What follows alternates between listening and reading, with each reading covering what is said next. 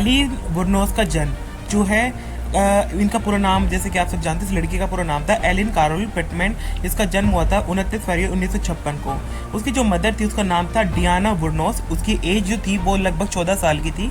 और जब उसकी शादी हो गई थी एलिन के पिता से, वो 18 साल बड़े थे और लियो पिटमैन नाम था, जिनका मतलब जून 3 1954 को इन्होंने जो है एलिन के ओल्डर ब्रदर केथ को जन्म दिया था। वहीं 2 साल के बाद में 2 month before Ellen was born, Ellen का जन्म हो चुका था जब वो 16 साल की थी। बुरनोस जो एलिन बुरनोस थी उसने कभी भी अपने फादर को नहीं देखा था। लेकिन 1967 की बात है जब लियो पिटमैन को लाइफ इम्प्रिजनमेंट हो जाती है क्योंकि वो किडनैपिंग किया करता था। और लियो पिटमैन एक डायग्नोसिस सिज़ोफ्रेनिया कमिट करता था, जिसके हिसाब से जनवरी 1960 आता है व्हेन जस्ट जो वुरनोस होते हैं जब ऑलमोस्ट 4 साल हो चुके होते हैं। जो डियाना होती है मतलब उसकी माँ होती है, वो अपने चिल्ड्रन जो है उसको living them with the material मतलब उसके दादा दादी के पास जो उसको छोड़ देती है कि उसका जो व्यवहार है उसका थोड़ा सा बदल जाए, वो जो क्योंकि उसने लीगली उसको अडॉप्ट किया था।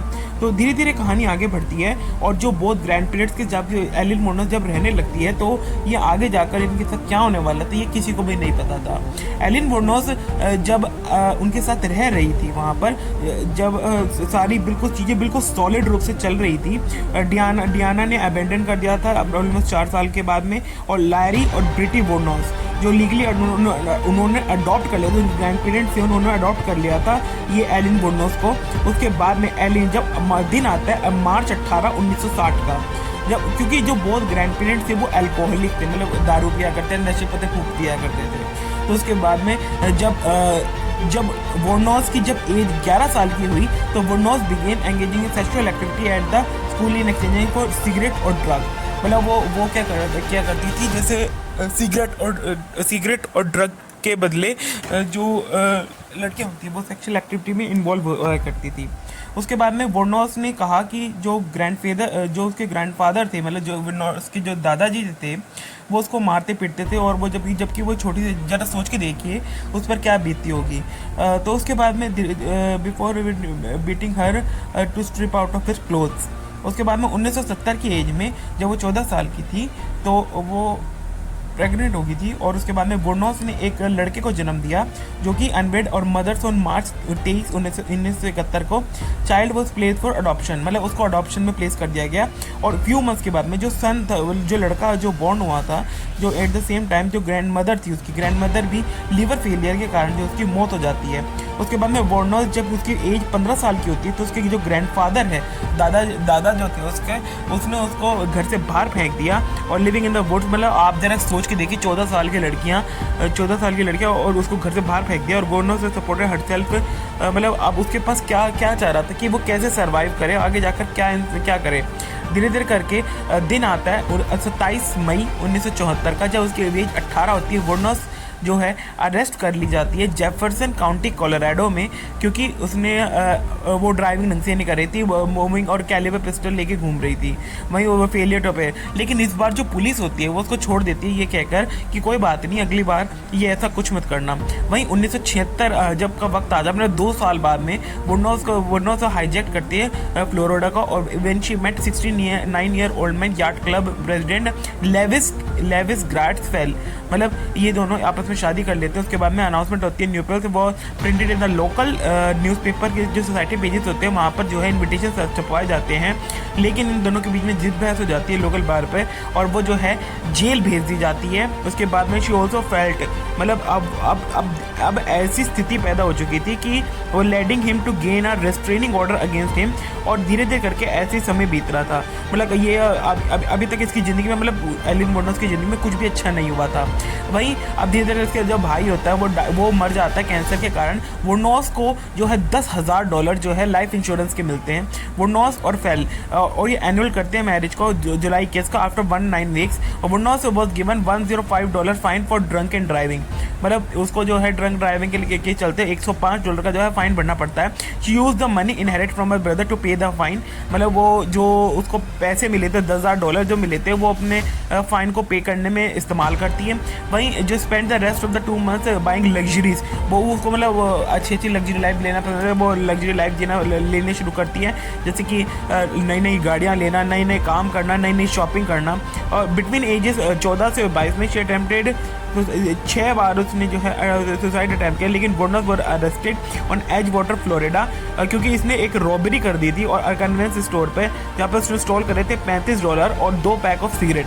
उसको जो है वापस जेल भेज दिया जाता है 1982 में, और जो है उसको 1983 तक उसको रिलीज़ किया जाता है। वुडनॉस जो है जब अरेस्ट हो जाती है for attempted to pass force craft, और उसके बाद में जब हमको धीरे धीरे आप देख ही सकते हैं कि इसके साथ बचपन से लेकर आज तक कुछ भी अच्छा नहीं हुआ था। She was name as a suspect in the thief of revolver ammunition. और जब धीरे धीरे करके समय आगे बढ़ता रहता है, और जो आइडेंटिफिकेशन था उसकी आंट का नेम का, मियामी पुलिस जो है फाउंडर 38 कैलिबर की जो रिवॉल्वर है जो फाउंड की जाती है, पुलिंग अ गन डिमांडिंग $200। मतलब वो क्या करा करती थी, जो लोग होया करते थे, मतलब लोगों के जो है कार में धमकाती और गन से उनको जो डिमांड करती है, या तो तुम मुझे पैसे दो वरना मैं तुमको यही मार दूंगी। धीरे धीरे करके ऐसे ही साल दर साल आगे बढ़ते रहते हैं। 1986 के अंदर जब 30 ईयर ओल्ड वुडनॉस मेट 24 टायरी मोरे को जब मिलती है, तो ये मोटल मेड के दौरान मिलते हैं, और ये जो है इस जोडियक में मिलते हैं। और क्योंकि जो उसने अपनी अर्निंग जो बचा के रखी थी, जब वो उसका काम क्या करती थी, मतलब ये उसके बाद में मार्च 12 आती है 1988। वुडनॉस accused Daytona beach bus driver of assault. मतलब उसने ये क्लेम किया था कि उसने जो है बस ड्राइवर को धक्का दिया। मतलब वो क्या करते, उसने कोशिश करी कि वो अब कोई बड़ा हाथ मारे ताकि बड़े से बड़े जो है पैसे बन सके। वहीं अभी तक उसने बहुत सारी चिलिंग जो क्राइम केसेस है जो कन्विक्ट कर दिया था, लेकिन आगे जाकर उसकी ज़िंदगी ऐसी मोड़ ले रही, उसने कभी सोचा भी नहीं था। क्योंकि आपको मैंने पहले भी एक बात बताई है कि ऐसे लोगों का जो बचपन होता है, अगर बचपन ही खराब होगा तो आने वाला भविष्य तो वैसे ही खराब होना है। मतलब ऐसे लोगों के साथ बचपन में कुछ ना कुछ ऐसा हुआ होता है जिसके कारण जो उनका फ्यूचर होता है वो बिगड़ जाता है, बिल्कुल बिगड़ जाता है। अब जुलाई 4 का वक्त आ जाता है 1990 में के अंदर, उसने जो है एक पुलिस जो है क्रैश कर दिया था, और पुलिस ने उसको जो विक्टिम्स को जो फाउंड किया, तो उसने एक रिसीव्ड मिली पाउन शॉप्स की, और वहाँ पर जो सैंपल थे उसके डाटाबेस के फाइंड किए गए, और वुडनॉस को जो है फाइनली एक बार पकड़ लिया जाता है। और वुडनॉस टोल्ड सेवरल इनकंसिस्टेंट, मतलब जो उसको पकड़ा जाता है तो वो बहुत सारी स्टोरीज बनाने लगती है कि उसने क्लेम करा कि जो उसने 7 आदमी मारे थे वो उसको मतलब उसको जो है छिड़कानी कर रहे थे, लेकिन वहीं जो पुलिस होती है उसकी किसी भी बात का जो है वो यकीन नहीं करती, और सेल्फ डिफेंस के वो बार बार ये कह रही थी सेल्फ डिफेंस में मैंने काम करा, सेल्फ डिफेंस। लेकिन अगर कोई सेल्फ डिफेंस में इतना करता तो इस प्रकार की जो हत्याएं हैं वो वापस रिपीट नहीं होती। वहीं अब धीरे धीरे कहानी आगे बढ़ती रहती है for almost 10 years at the point of, मतलब धीरे धीरे करके अब जो वुडनॉस होती है उसको जो कोर्ट में जो है कन्विक्ट किया जाता है और उससे पूछा जाता है कि आपने ऐसा क्यों किया। वहीं अब वुडनॉस के पास इसका कोई जवाब नहीं होता, और वहाँ पे भी वो यही कहते रहते हैं कि मैंने जो सारे काम किए हैं, मतलब जितनी भी हत्याएँ मैंने करी हैं वो सारी सेल्फ डिफेंस के अंदर करी है। लेकिन जो कोर्ट का जज होता है वो इस वुडनॉस होता है उसकी बात में बिल्कुल नहीं आता। उसको फाइनली सेंटेंस दे दी जाती है कि भैया आज के बाद में तो तुम्हारी कहानी यहीं समाप्त होती है। उसको जो शॉकिंग टेबल जो होती है उसमें बिठा दिया जाता है, और आखिर में उसका वहीं ख़त्म हो जाता है। मतलब ये कहानी थी एलन वुडनॉस की, और ये कोई आम कहानी नहीं है। क्योंकि देखिए इसमें देखिए आप एक बार देखिए, एक 14 साल की लड़की को जब घर से बाहर निकाल दिया गया और बचपन से लेकर आज तक उसके साथ कुछ भी अच्छा नहीं हुआ, तो आगे जाकर तो मामला बिगड़ेगा ही। और ये मामला जो है ये हमारे जैसे लोगों के कारण ही है। और धीरे धीरे करके मेरे को ऐसा लगता है कि ऐसे लोगों को अगर बचपन अच्छा रहे तो आने वाले वक्त में जो क्राइम है वो रेट कम हो सकता है। लेकिन हम जैसे लोग ही ऐसा काम करते हैं। वो सही कहावत है कि जब जन्म से कोई बच्चा हीरो या विलन नहीं होता, उसकी मजबूरियां उसे हीरो या विलन बनाने पे मजबूर कर देती हैं। ठीक है, मैं मिलता हूं आपसे अगले वीडियो में। हमारे चैनल द खबर वल्ला को सब्सक्राइब जरूर कर देना, क्योंकि हम आपके सामने ऐसी और दिलचस्प वीडियो लेके आते रहेंगे। हमारे चैनल को सब्सक्राइब और लाइक जरूर करना। मिलते हैं आपसे अगली वीडियो में। मैं हूं आपका रिपोर्टर ध्रुव कौशिक, और मिलते हैं आपसे वीडियो में एक और नई कहानी और नए रंग के साथ।